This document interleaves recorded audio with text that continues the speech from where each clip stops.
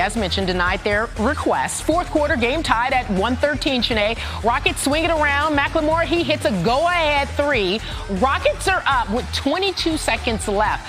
But then there's Buddy Hield. He comes in and does what, Chiney? He's balling. When Buddy Hield is balling, the Kings have a real chance at winning. He is their X factor. Big shot right here. Hand in the face, no problem. Right. Misses the first, gets the second. Russell Westbrook takes it up the other way. Now, don't forget that this is why Russ is one of my favorite players. What do you see?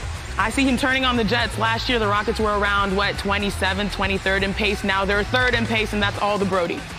So he's saying game over, but actually, guys, game not over. Kings advance the ball in a timeout, inbounding down with 1 second left. And what happens, Chiney? I'm telling you, the Wild Wild West. Wild, how great of a look he got at the basket. It ain't over till it's over. Bielitsa with a game winner. You guys want to hear how it sounds? Take a listen, folks, because it's mighty interesting. To go home happy.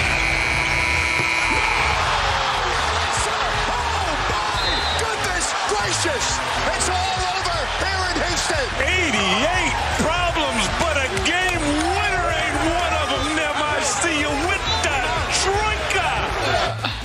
And then, obviously, the Sacramento Kings Twitter handle trolling, protest that.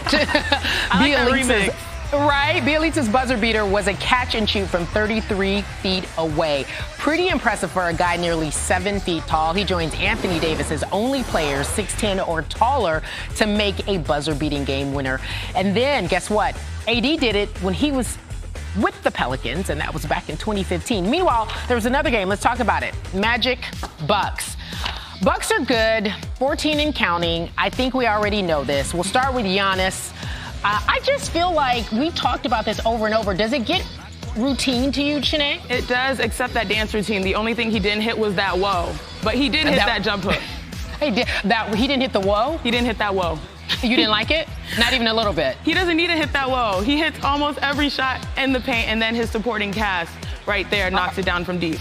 Second quarter, more Giannis. Giannis takes the ball to the other end. He finishes with this nice lay-in. Giannis had 13 points in the first half. And then the other day, Kendrick Perkins was on the show. He called them a part of the big three. This is Chris Middleton. He finds Giannis. He knocks down another three. Tell me about Chris Middleton since he's been back, Chiney. He's a silent killer. He's a silent assassin. If you watch his game, they make the extra pass. That play right there tells you about Bucks basketball. They're very unselfish. They're very unselfish. And they seem to be a bunch of good kids, do they not? But on the other end, Jonathan Isaac says, I'm here too. Magic down by 7. He does a strong finish to the rim. But at the end of the day, Giannis and crew are just too much. 110-101. And then, just so you know, with the win, the Bucks improve to 21-3, tied with the best other team in the world. That's the Lakers. That's just me saying that, but they are also the best. The Bucks rank first in point differential and effective field goal percentage. Translation, they score more and take better shots. The Lakers right there behind them. The last time these two teams were the best in the NBA at this point in the season was 1971-72, way before any of us were born, when they met in the Western Conference Finals, and the Lakers, just for note, went on to win the chip that year. Let's talk about the Bucks. Chiney back with us, are averaging 120 points per game, best in the NBA. Scouting report, that's you. You're the scouting reporter. How would you describe their offense? Well, I'm going to take you inside timeouts. When it comes down to offense, coaches always say spacing and pace.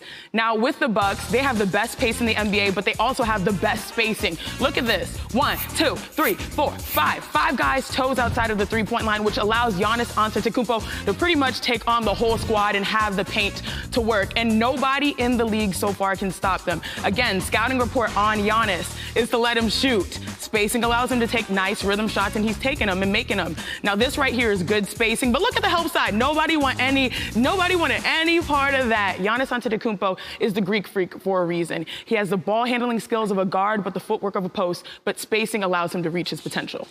You talk about Giannis as if he is the best player in the league right now. What do you think? Is that true? Because you know where I'm going. I think that Giannis is playing his best basketball, but so is Anthony Davis. Is that where you're going, to the Lakers? I am going. So you have to tell me point blank, the better team, Lakers or Bucks? Yeah, the better team are the Bucks, but the NBA is a star-driven league, so I still would take a Lakers in a game. Okay, you're hedging your bets, but you went on ahead and said the Bucks. I'll give that to you then. Hey, I'm on the East Coast now. If I was in LA with you, I'd get to the Lakers. Thank you for joining us here on SportsCenter, Coast to Coast. Eli Manning is back. Eli Manning. Downfield, wide open, he's got him again.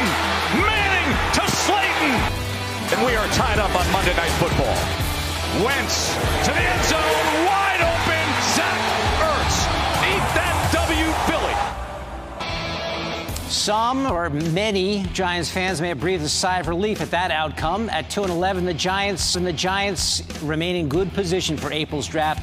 Only the Bengals at 1-12 are ahead of them or behind them, or however you want to look at it. Bengals right now with the first pick, Giants with the second pick. Giants do have a 20% chance of finishing with the worst record in the NFL this season. This is germane because we've got Mel Kiper Jr. joining us right now. So, Mel, if the current projected draft order holds for the last 3 weeks, what do you think the Bengals and Giants do with those picks at 1 and 2?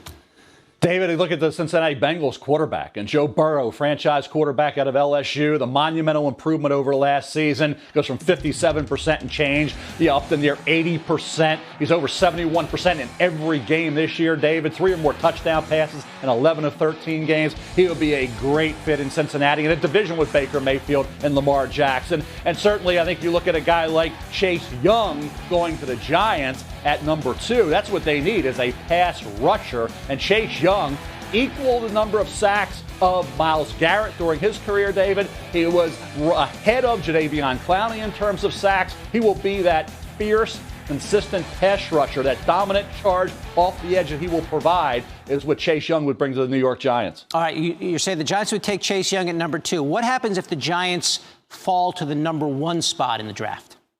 Well, then you're looking at Chase Young again. Or you Not a try to quarterback. make a move with a team that wants it. So if a team picking 2, remember what happened when Trubisky, they moved from 3 to 2? All of a sudden now maybe a team wants to guarantee that pick at 1 of Burrow, so they'll jump up. You can go from that second spot, okay, if the team's picking up to 1. Giants would drop back to 2, let that team get Joe Burrow, and then at that point take Chase Young. I think the Giants can't lose Chase Young, and in that situation, they get the best of both worlds. They get a pick or 2, and they get the defensive end, and the number 1 player in the draft, which is Young, with Joe Burrow a close number 2. Your friend Todd says the Giants might take a look at Joe Burrow at 1. I'm just saying.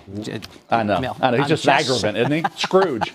But he's gonna live and die with Daniel Jones analysis, okay? So you know he's going to go down fighting on that one. He's never been on Daniel Jones got 3 Super Bowl rings, so it won't satisfy Todd. Okay. Listen, everyone was talking tanking for 2. That was the mantra in Miami. That's sort of been put to the side because of the injuries to Tagovailoa. The Dolphins have actually played a lot better in the second half. They're projected now to have the 4th overall pick. They've got 2 other first-rounders. What are the chances they still wind up with Tua?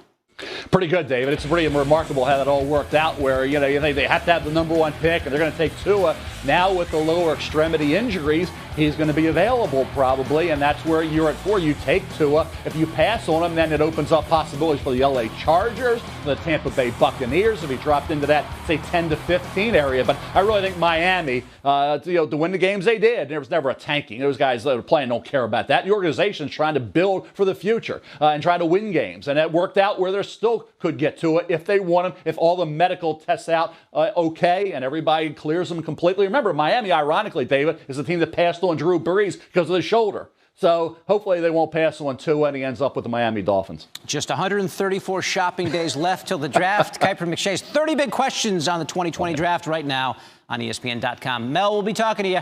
Thanks, Dave.